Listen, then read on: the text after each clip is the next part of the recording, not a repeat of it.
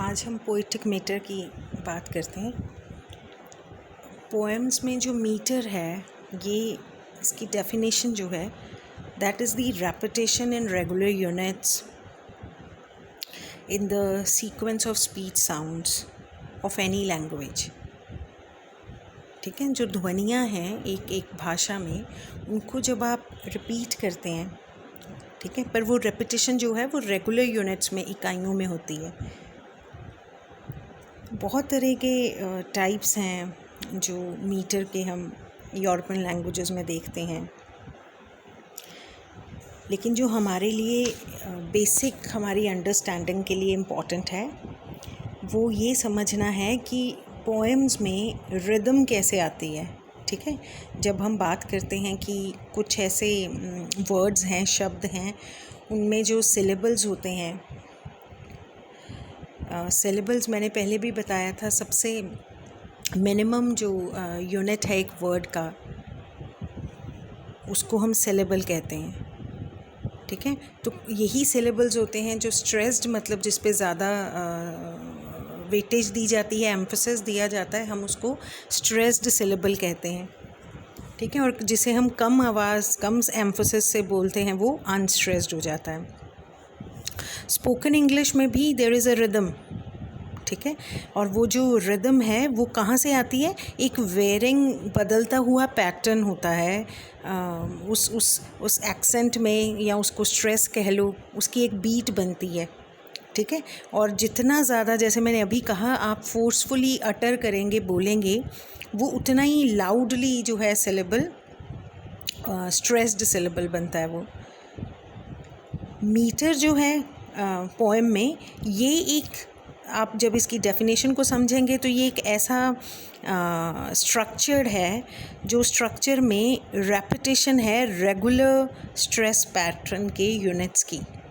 If someone asks you what is a meter in a poetry, so you'll say कि it is the repetition of regular units of stress pattern. और जब हम किसी कोई भी, हमारे पास कॉम्पोजिशंस हैं जो मीटर के अंतर्गत लिखी जाती हैं ना, उनको हम वर्स कहते हैं। So when we see a line सबको पता है ना, सेंटेंस जो लाइन है, मीटर डिटर्मिन कैसे होता है कि अब एक लाइन में स्ट्रॉन्ग और वीक स्ट्रेस है सिलेबल्स का। ठीक है, there are many strong weak stresses on the syllables. कौन से सिलेबल्स? वो जो उस वर्स लाइन के शब्दों में हैं। जो स्ट्रॉन्ग सिलेबल होगा, है ना, उसको हम स्ट्रेस्ड सिलेबल कहेंगे। जो वीक है उसको हम अनस्ट्रेस्ड सिलेबल कहेंगे। क्या होता है, कई बार जब हम सुनते हैं ना, जब किसी लाइन को बोला जाता है, तो हम उसको जो डिग्री ऑफ स्ट्रेस है वो उस हिसाब से भी लगाते हैं कि हम जैसे उसको सुन पाते हैं कि कहाँ पे इसका स्ट्रेस है। तो दैट मीन्स बहुत सारे फैक्टर्स हैं जो स्ट्रेस को डिटर्मिन करते हैं। कहाँ पे स्ट्रॉन्ग स्ट्रेस आएगा, कहाँ पे स्ट्रॉन्ग एक्सेंट आएगा। सबसे इम्पॉर्टेंट वर्ड एक्सेंट का जो एक रूल देखा जाता है वो यही है कि जो नाउन एक्सेंट होते हैं, नाउन वर्ड्स होते हैं, उनमें जो है फर्स्ट सिलेबल स्ट्रेस्ड होता है। ठीक है, जैसे हम बोलेंगे कॉन्डक्ट, तो हम कौन पे क जो पहला पार्ट है उस पे स्ट्रेस करेंगे। जब हम कुछ और लाइक एग्जांपल्स देखें मीटर को डिटर्मिन करने की, तो कुछ ऐसे मोनोसिलेबिक वर्ड्स भी होते हैं जहाँ पे जो स्ट्रेस है वो ग्रामेटिकल फंक्शन होगा ना, जो उस शब्द का, उस पे निर्भर करेगा।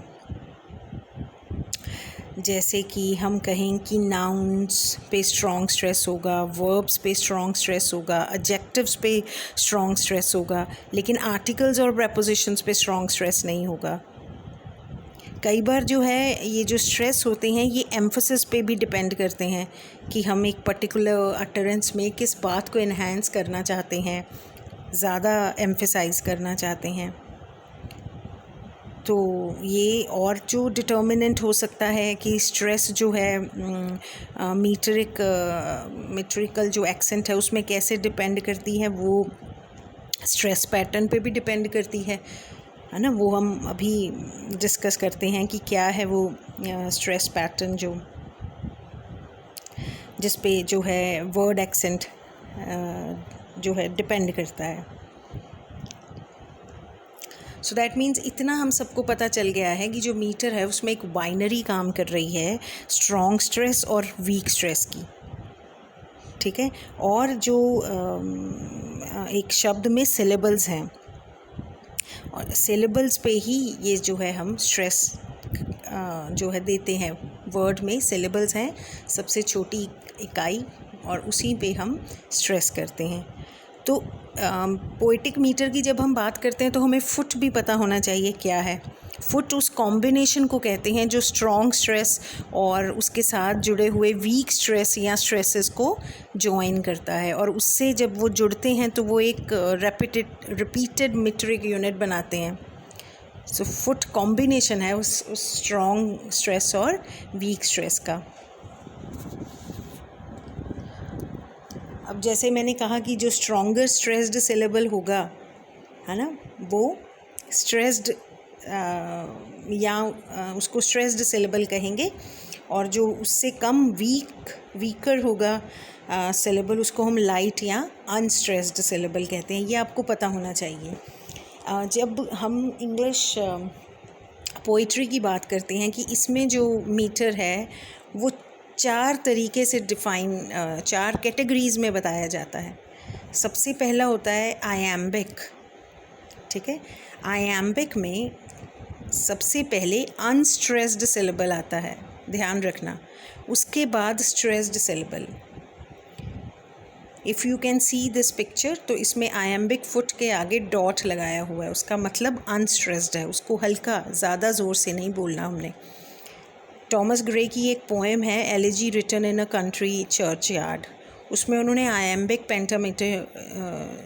आयैम्बिक जो फुट है वो यूज़ किया है। और मैंने कहा फुट जो है वो कॉम्बिनेशन है वीक और स्ट्रॉन्ग स्ट्रेसेस का। तो कहीं पे जो है पहले अनस्ट्रेस्ड आता है सिलेबल और कहीं पे पहले स्ट्रेस्ड आता है। आयैम्बिक जो शब्द है बच्चे वो आयाम से ही बना है, IAMB, जिसमें क्या होता है पहले unstressed syllable and then it is followed by a stressed syllable. So the curfew tolls the knell of parting day. There are many others also, जैसे कि ट्रोकाइक है। ट्रोकाइक में एक पहले स्ट्रेस्ड सिलेबल है, उसके बाद अनस्ट्रेस्ड सिलेबल है, बिल्कुल ऑपोजिट आयैम्बिक के। ट्रोकाइक जो है वो ट्रोकी से बना है, TROCHEE। ट्रोकी में पहले एक स्ट्रेस्ड सिलेबल होता है, उसके बाद अनस्ट्रेस्ड। रॉबर्ट ब्राउनिंग की एक पोएम है वन वर्ड मोर, वहाँ पे पहले स्ट्रेस्ड सिलेबल्स हैं और स्ट्रेस्ड सिलेबल है और फिर unstressed. There they are my 50 men and women। ये तो होगी 2 जो टाइप्स हैं फीट की जो आगे मीटर को डिटर्मिन करते हैं। तीसरा जो है वो है एनापेस्ट से बना है ये। इसमें क्या होता है, सबसे पहले बिगिनिंग में 2 अनस्ट्रेस्ड सिलेबल्स होते हैं, 2, ठीक है। जैसे आयैम्बिक में पहला अनस्ट्रेस्ड है, एनापेस्टिक में पहले 2 अनस्ट्रेस्ड सिलेबल्स हैं और इसके बाद स्ट्रेस्ड है, ठीक है। एनापेस्टिक में पहले 2 अनस्ट्रेस्ड सिलेबल्स हैं, इसके बाद स्ट्रेस्ड सिलेबल है। The assessor Ian came down like a wolf on the fold। Lord Byron की पोएम है द डिस्ट्रक्शन ऑफ सेनेरकेरेब।